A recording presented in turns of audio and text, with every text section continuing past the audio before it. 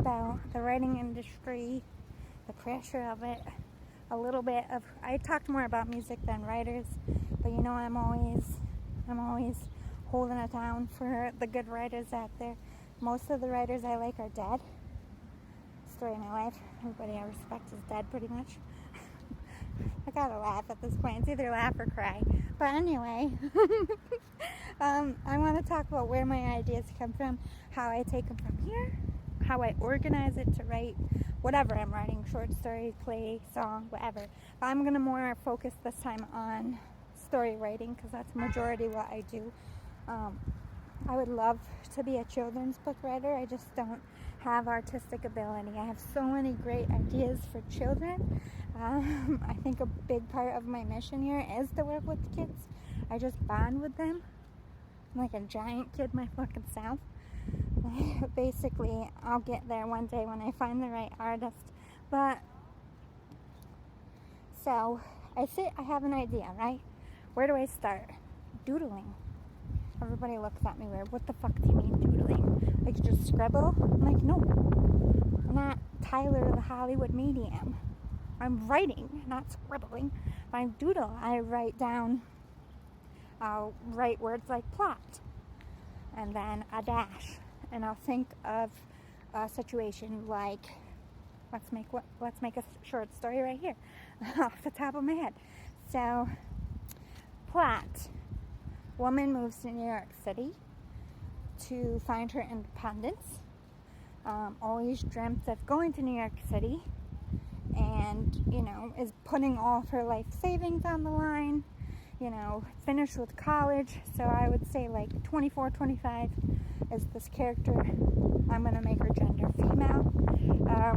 Moving to New York City. I'm a New Yorker. Of course, I'm going to use the city.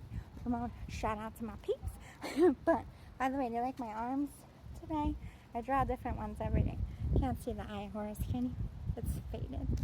But today's work, different runes every day for different shit. I'm either protecting myself from or pulling in, like abundance or whatever. But anyway, I use Viking runes and hieroglyphics and runes from ancient Egypt, runes from Asia. I don't have a bias, okay? I'm an ancient soul. I know a lot of shit. But anyway, so this girl, 25-year-old, moves to New York City, has all her savings, gets a dump of apartment, gets a shitty job, working as a cocktail server. This girl is coming to New York City to, let's make her a writer like me. She wants to become a journalist, though. She wants to have a weekly column and be more an online, because let's make it for this new generation. So basically, a Dear Abby lady for like Cosmo magazine is this person's goal, okay? So that's the plot.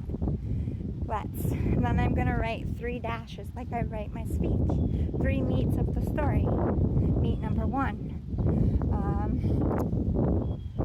Most stories do this.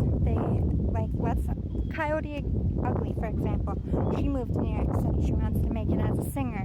She got a job she didn't really like. It was challenging. And then you go through the whole part of them struggling to find friends, struggling to make it, struggling to make money. Maybe they get robbed. Maybe they get their heart broke. The moment of, I did the wrong thing. Maybe I want to run home with my tail between my legs. And then, surprising. Something happens. They make friends. They meet a love interest. They get promoted at their job.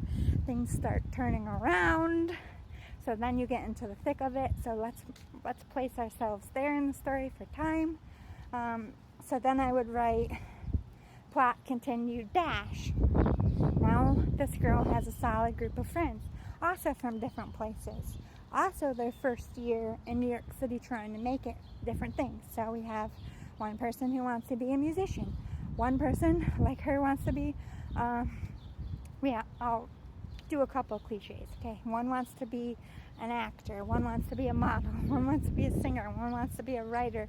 And their friendship is created around struggle. Like, I'm gonna have them meeting each other at a diner at 3 a.m. They all had this shitty ass day. It's pouring rain and it's the only thing open on the street. And they just end up talking and end up sitting together, and then it becomes a weekly thing, and then it turns into a friend circle, and they have a family support. So now we're turning into How I Met Your Mother. So we have New York City, or Friends, living in an apartment building. Each of them have their own apartments, but they're on different floors, and they see each other in the elevator, and you can make it more of a sitcom. Like, it's really what I sit down and I think about this plot. Where do I see it long term? Is it more of a family special for Hallmark, like something quick, very sweet, has a quick climax, and then the story changes and it's happily ever after? Or am I building something like a series with several seasons? Or do I have to build multiple characters?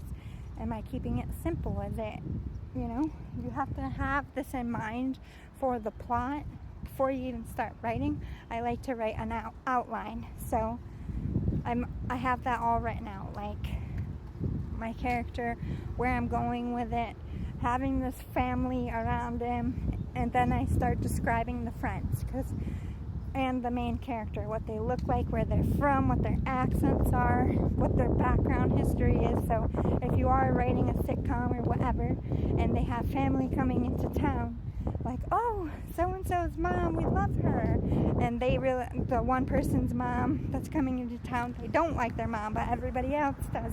Like, you have to work those characters in, and I like to have side pocket characters, just generic walk-on characters, like a love interest that they maybe only have for one episode, and it's to like teach them a lesson about being played, or somebody is using them for something that's like they're not in the season, but they have an episode or a couple episodes even, or flashback moments. If you know you're going to be flashing back, you have to adequately describe the people you're flashing back as if they're main characters, because for flashbacks to happen, it's an important part of the story that you're telling. So I really like in this outline to have the soul of my characters. I want to know what they look like. They come alive to me. And I keep all the details there so that those details are authentic through my whole story. So if I'm like, oh, what does Paul sound like? Okay, Paul's from New Jersey, so he has a thick accent, so I'm going to write like this when he speaks. Knowing those details helps you stay organized as a writer, and takes the complications of trying to keep it all in your mind so that you can just focus more on telling the story. Also, this is where I really hone in on the details. So I have my characters. Now I have to describe the places. So let's say this is New York City. I need to describe everybody's apartment. Where do they usually gather at? And if they gather at multiple places, I need to create those places in my mind so that I can describe them when I'm writing. So maybe the main character is obsessed with pink. So her whole apartment is going to be different, like Pepto-Bismol everywhere. I'm going to have those details there. Their hometowns, where they're from. So if they ever describe it, like Golden Girls, okay?